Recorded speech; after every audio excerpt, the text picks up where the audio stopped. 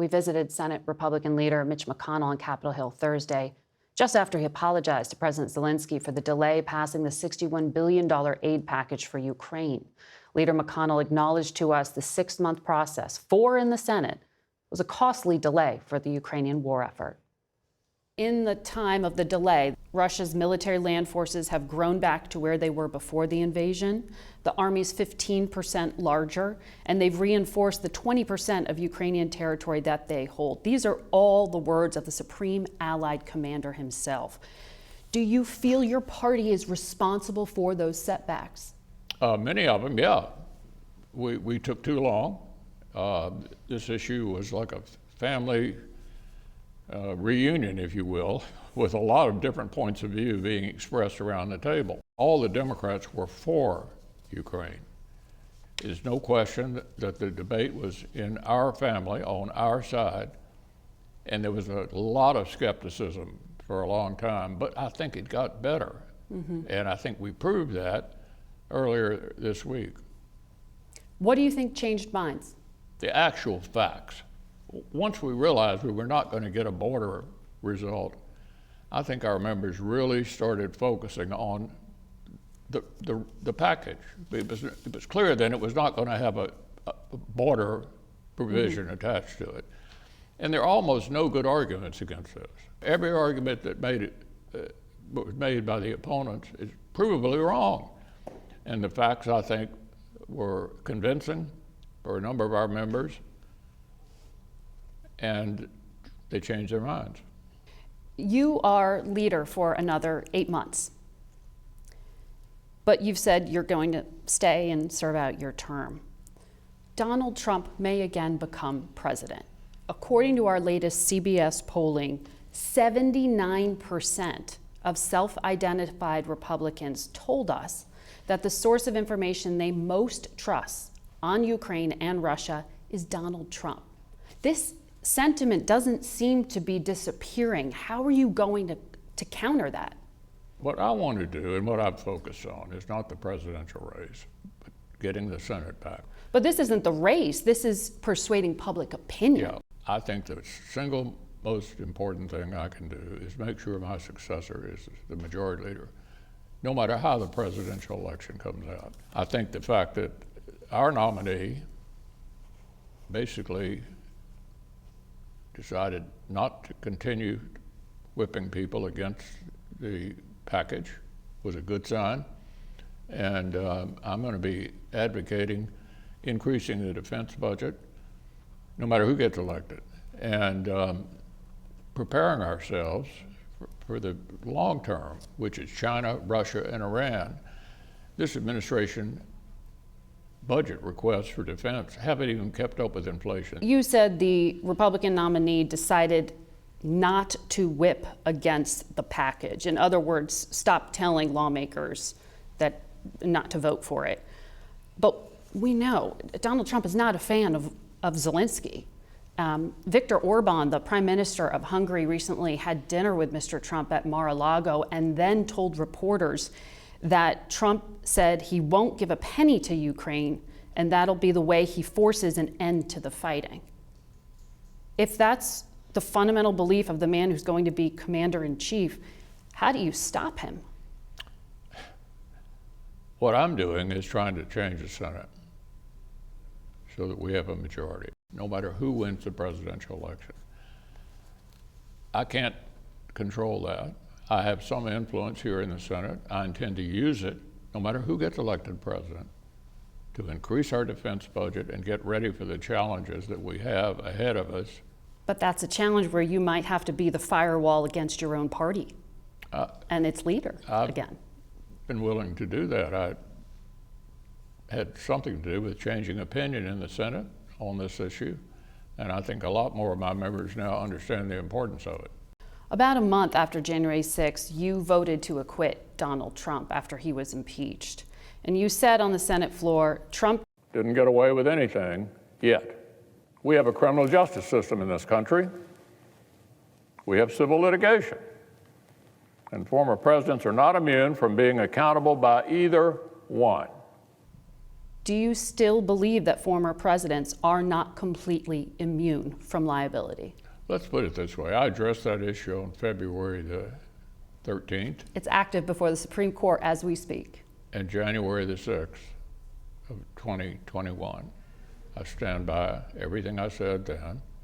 Obviously, it'll be up to the Supreme Court to decide whether I was correct. Part of what you said is part of this case in some ways, because you argued for the Senate not to convict Mr. Trump. And central to his immunity argument is the claim that a former president who was impeached and convicted by the Senate can be criminally prosecuted. He was not. Do you regret your choice? It's part of the defense. I don't regret anything I said then. I haven't taken anything I said then back, but the answer to your question is going to be in the courts. The Supreme Court's going to decide that. So you stand by your description of Trump as practically and morally responsible for provoking the events of January 6th and potentially criminally responsible and liable.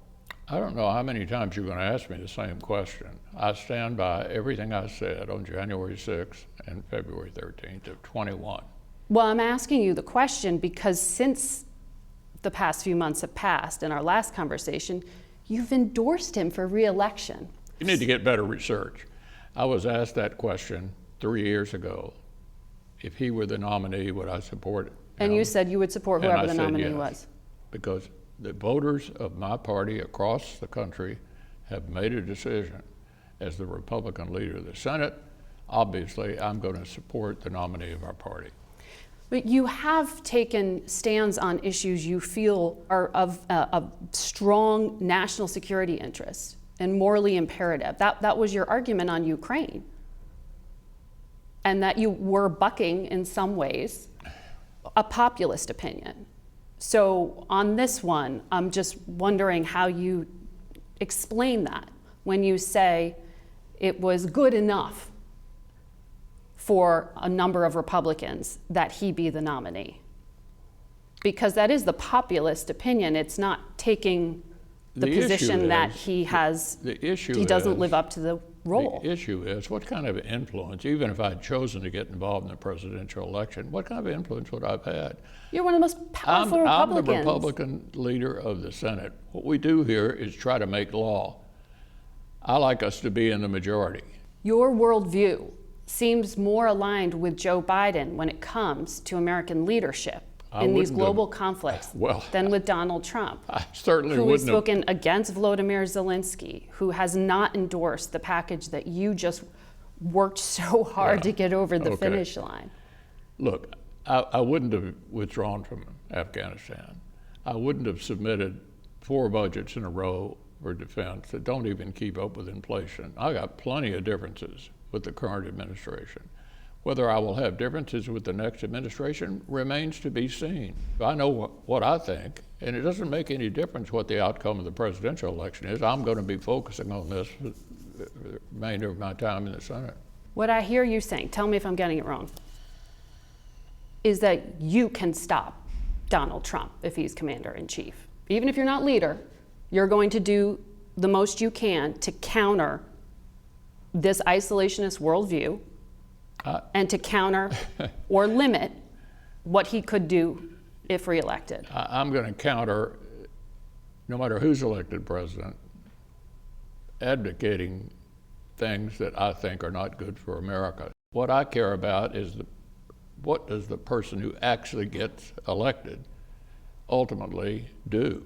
Should Mr. Trump, as candidate, as representative of your party, go and see Ukraine for himself? I'm not going to give him any advice. I'm focusing on turning the Senate Republicans into the majority here and focusing on advocating, as I think I successfully did this very week, for moving away from the isolationist movement that began with Tucker Carlson.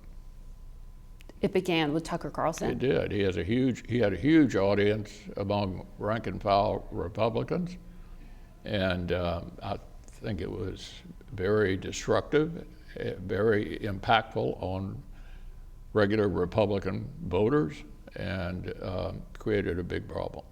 Because he mimicked Republican propaganda and amplified it, and then that's been repeated on the House floor, as the House Intel chairman Well, said? I certainly disagreed with him, and he certainly ended up where he should have been all along, interviewing Vladimir Putin. Will you fact check Donald Trump when he says these things? Because he has also repeated some of these I'm not going to lines. give any advice to our candidate in the presidential election. What I'm focusing on is turning the Senate into a majority Republican. Our full interview with Leader McConnell is on our website and our YouTube channel.